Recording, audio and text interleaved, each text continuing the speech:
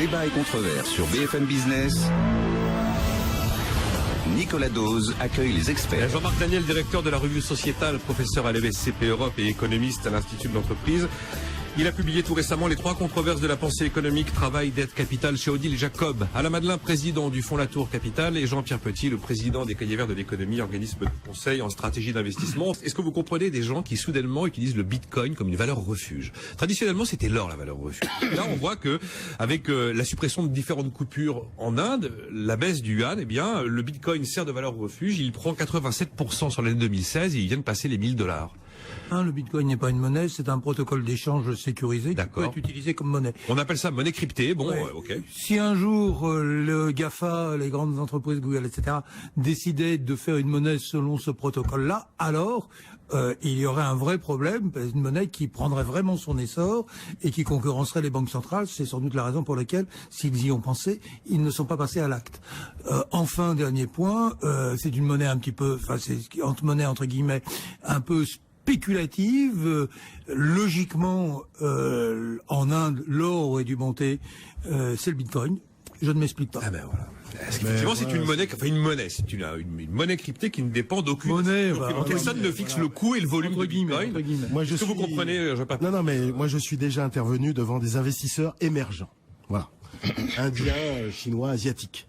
Et j'ai eu cette question sur bitcoin versus or. Effectivement, si on croit à la dévalorisation d'un certain nombre de monnaies internationales, etc., il y a des actifs internationaux dénués de tout passif, avec des qualités indéniables, qui s'appellent l'or, les métaux précieux, ou le bitcoin. Franchement, entre l'or et le bitcoin, il n'y a absolument pas photo. C'est-à-dire ?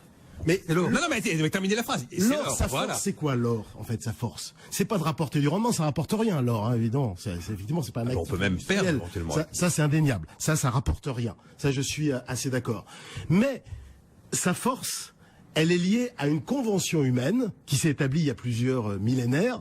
On recouvrait, je crois, les pharaons d'or, au moment des obsèques des grands pharaons d'Égypte. Donc, c'est une convention humaine qui s'est établi et qui fait la valeur in fine de l'or depuis plusieurs millénaires. Bitcoin, c'est né il y a une dizaine d'années. 2009. Ouais. C'est une plateforme, comme vient de le dire Alain.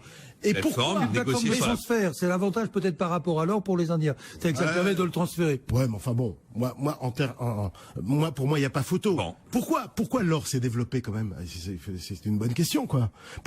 Parce que c'était non falsifiable, c'était inaltérable, c'était non renouvelable, ça avait des qualités propres qui étaient l'éclat de ce métal précieux particulier. C'est lourd, alors ça donne le sentiment d'en avoir. À l'époque, c'était facilement transportable par rapport à d'autres actifs. Et en attendant, les Indiens et les Chinois, c'est vers le bitcoin qu'ils vont. Oui, mais alors il y a des effets de mode. Phénomène de bulle en Inde. Peut-être de transfert, parce que c'est lié au transfert, c'est lié au fait que le gouvernement, pour des raisons inexplicables, a décidé de faire un tsunami en Inde. En Inde, oui, en confisquant les billets, les grosses coupures, et donc peut-être que les gens cherchent à utiliser le bitcoin pour transférer leur pouvoir d'achat ailleurs. Daniel, si vous étiez indien chinois, vous auriez effectivement essayé de mettre votre argent en sécurité en bitcoin, ou vous continueriez à acheter de l'or? Non, je pense que le bitcoin, c'est les tulipes hollandaises, en fait. On sait pas ce qu'on achète. Vous savez, dans les tulipes hollandaises, il y a quelqu'un qui avait acheté des tulipes et puis il avait confondu, quand on les a livrées, il pensait que c'était des oignons, donc il réalisait pas qu'il était en train de manger ce qu'il avait acheté si cher. Donc on sait pas ce qu'on achète. Donc il y a derrière. Ah, vous n'avez pas confiance dans le bitcoin?